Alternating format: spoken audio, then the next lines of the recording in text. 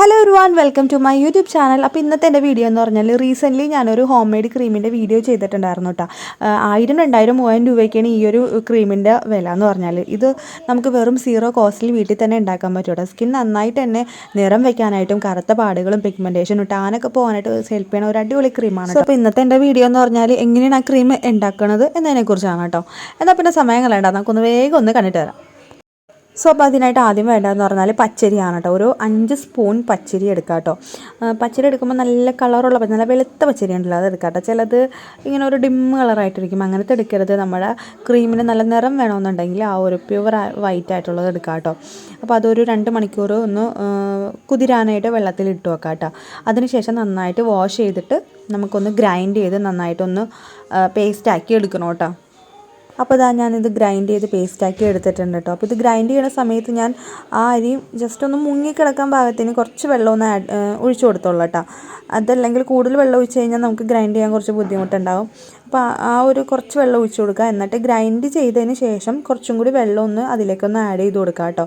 ഇനി നമ്മളിത് സ്റ്റെയിനർ വെച്ചാലട്ടോ അരിച്ചെടുക്കണത്. ഇതേപോലത്തെ ക്ലോത്ത് ഉണ്ടല്ലോ, കോട്ടൺ ക്ലോത്ത്, ഇതേപോലത്തെ കോട്ടൺ ക്ലോത്ത് എന്തെങ്കിലും വെച്ച് ഇതേപോലെ ഒന്ന് അരിച്ചെടുക്കുക കേട്ടോ. അപ്പോൾ ഇതാ ഇതേപോലെ ഒന്ന് കൈ കൊണ്ട് തന്നെ അരിച്ച് പിഴിഞ്ഞെടുക്കുക കേട്ടോ. എന്നിട്ട് വീണ്ടും ഒന്നും കൂടി കുറച്ചും കൂടി വെള്ളം ആഡ് ചെയ്തിട്ട് ഇതേപോലെ വീണ്ടും ഒന്ന് റിപ്പീറ്റ് ചെയ്യുക കേട്ടോ. പിഴിഞ്ഞ് നന്നായിട്ട് എടുക്കുക കേട്ടോ. ഇതേപോലെ നന്നായിട്ട് തന്നെ പിഴിഞ്ഞെടുക്കണം കേട്ടോ. അതിൻ്റെ ആ സ്റ്റാർച്ചൊക്കെ നന്നായിട്ട് വെള്ളത്തിലോട്ട് കിട്ടാൻ വേണ്ടിയിട്ടാണ്. അതിന് ബാക്കി വന്നാൽ ഈ ഒരു സംഭവം ഉണ്ടല്ലോ, ഇത് വേണമെങ്കിൽ നമുക്ക് ഫേസ് സ്ക്രബിനായിട്ട് യൂസ് ചെയ്യാവുന്നതാണ് കേട്ടോ. അപ്പോൾ നമുക്ക് പിഴിഞ്ഞ് കിട്ടിയ ആ വെള്ളം ഉണ്ടല്ലോ, അത് നമുക്ക് ഇതേപോലത്തെ ഒരു ചില്ലിൻ്റെ ഗ്ലാസ്സിലേക്ക് ഒഴിച്ചു കൊടുക്കാം കേട്ടോ. ചില്ലിൻ്റെ ഗ്ലാസ് തന്നെ എടുക്കണം കേട്ടോ. ഇനി ഒരു ഡേ ഫുള്ളായിട്ട് വെച്ചതിന് ശേഷം നെക്സ്റ്റ് ഡേയിലാണ് കേട്ടോ ഞാനിതിപ്പോൾ കാണിക്കുന്നത്. കണ്ടോ, അതിൻ്റെ സ്റ്റാർച്ച് മുഴുവനും അതിൻ്റെ അടിയിലോട്ട് വന്ന് ആയിട്ടുണ്ട് കേട്ടോ. ഇനി നമുക്ക് ഈ വെള്ളം നമുക്ക് അരിച്ച് മാറ്റിയെടുക്കണം കേട്ടോ. അപ്പോൾ അത് വെള്ളം നമുക്കൊരു പാത്രത്തിലേക്ക് മാറ്റി കൊടുക്കാം. അപ്പം നമ്മൾ ഈ സെപ്പറേറ്റ് ചെയ്ത ഈ വെള്ളം ഉണ്ടല്ലോ, അത് നമുക്ക് വേണമെങ്കിൽ ഫേസ് ടോണറായിട്ട് യൂസ് ചെയ്യാവുന്നതാണ് കേട്ടോ. ഫ്രിഡ്ജിൽ കീപ്പ് ചെയ്ത് കഴിഞ്ഞാൽ ഫേസ് ടോണറായിട്ട് യൂസ് ചെയ്യാവുന്നതാണ്. ഓക്കെ, അപ്പോൾ നമ്മൾ ഇതിൽ എടുക്കണ ഒരു സാധനവും നമ്മൾ വെറുതെ വേസ്റ്റായിട്ട് കളയണില്ല. എല്ലാം നമുക്ക് യൂസ്ഫുൾ ആയിട്ടുള്ള സംഭവമാണ് കേട്ടോ. ഇനി നമുക്ക് ആ ബാലൻസ് കിട്ടിയ സ്റ്റാർച്ച് ഉണ്ടല്ലോ, അതൊരു പ്ലേറ്റിലോട്ട് മാറ്റിയിട്ട് ഇത് നന്നായിട്ടൊന്ന് ഡ്രൈ ആക്കി എടുക്കണം കേട്ടോ. അപ്പോൾ എനിക്കൊരു മിസ്റ്റേക്ക് പറ്റിയത്, ഞാൻ ഡയറക്റ്റ് പ്ലേറ്റിലോട്ട് മാറ്റി. പ്ലേറ്റിൽ മാത്രം ആകുമ്പോൾ അത് ഉണങ്ങി വരാനായിട്ട് കുറച്ച് ടൈം എടുക്കും.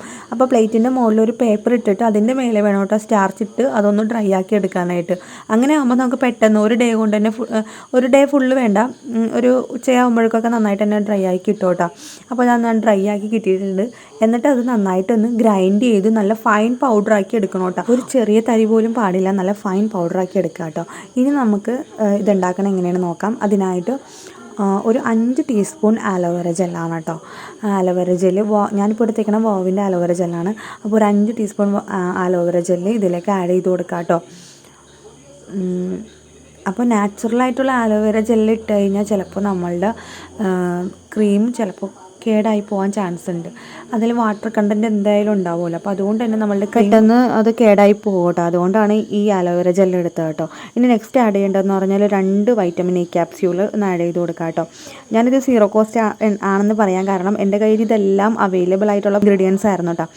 ഇനിയിപ്പോൾ നിങ്ങളുടെ കയ്യിൽ വൈറ്റമിൻ ഇ ക്യാപ്സ്യൂൾ ഇല്ലെന്നാണെങ്കിൽ വെറും 3 രൂപയാണ് ഒരു വൈറ്റമിൻ ഇ ക്യാപ്സ്യൂളിന്. അപ്പോൾ നിങ്ങൾക്ക് ആകെ 6 രൂപ നിങ്ങൾക്ക് ചിലവ് വന്നുള്ളൂ കേട്ടോ. ആലോവേര ജെല്ലാണെങ്കിലും പച്ചരി ആണെങ്കിലും എപ്പോഴും എല്ലാവരുടെ വീട്ടിൽ അവൈലബിൾ ആയിട്ടുള്ള ഇൻഗ്രീഡിയൻസ് അല്ലേ. അപ്പോൾ അതുകൊണ്ട് തന്നെ ചിലവെന്ന് പറഞ്ഞാൽ വെറും 6 രൂപ മാത്രം വന്നുള്ളൂ കേട്ടോ. ഇനി നമുക്കിത് ആഡ് ചെയ്തതിന് ശേഷം നന്നായിട്ടൊന്ന് മിക്സ് ചെയ്തെടുക്കാം കേട്ടോ.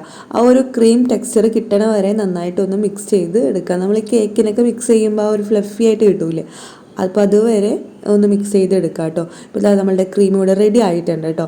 ഇനി നമുക്കിതൊരു കണ്ടെയ്നറിലേക്ക് ചെറിയ ഇതുപോലത്തെ കണ്ടെയ്നർ ഉണ്ടെങ്കിൽ അതിലേക്ക് മാറ്റുക. അതല്ലെങ്കിൽ നിങ്ങളുടെ കയ്യിൽ അവൈലബിൾ ആയിട്ട് എന്തെങ്കിലും ഒരു ഇതേപോലത്തെ ബോട്ടിൽ ഉണ്ടെങ്കിൽ അതിലേക്ക് മാറ്റാം കേട്ടോ.